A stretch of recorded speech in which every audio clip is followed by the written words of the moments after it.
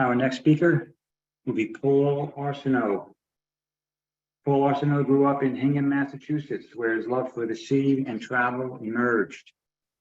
Following his graduation from the Art Institute of Boston, he arrived in Florida in 1973 and began his professional painting career. With Naples as his base, he has been painting Florida's waters for 50 years. Annual fundraising shows have been a hallmark of his career, benefiting a variety of nonprofit organizations devoted to health, environmental protection, and historic preservation. His vibrant and widely collected paintings reflect a rhythm and pattern that distinguish his style. His lifelong pursuit to paint contemporary life in coastal communities is enhanced by his passion for history and his natural storytelling ability. Paul, welcome, and you should have the ability to share your screen. Thank you, Joe, and thanks a lot. It's a great honor to be a part of this panel, and there's no greater or more important subject than to find solutions to our water crisis. And if you hear me coughing, it's because a block away is the Gulf, and we've got a bad red tide. There's a lot of big fish washing ashore, and so bear with me. And thank you again for this event. I've always lived near the water. I grew up in a picturesque harbor town at South Shore of Boston. My grandfather had lumber schooners and shipped out of Provincetown, Mass. This famous postcard shows his boat on the right, the Marjorie Austin, and it's being painted by an art student of the art colony of Provincetown. There was always a maritime heritage in the family. 2 weeks after graduating from the Art Institute of Boston, I signed aboard this ship, the RV Gosnold, out of Woods Hole Oceanographic Institute. We worked the summer and fall with geologists, but then were sent to Florida.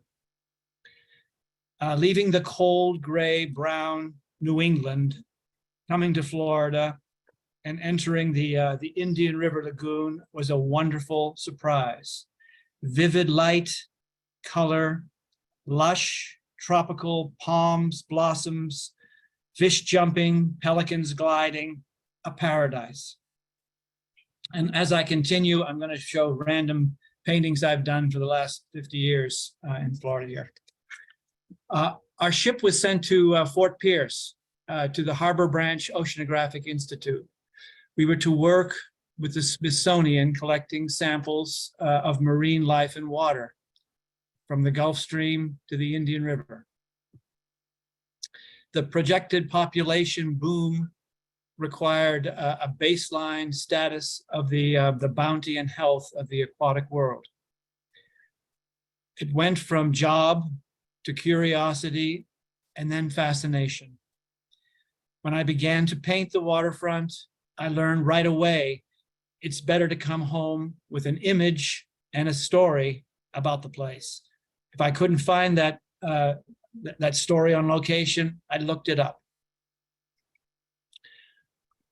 I learned and met a lot of heroes of the Florida environmental movement: Marjorie Stoneman Douglas, Nathaniel Reed, Franklin Adams, and many more.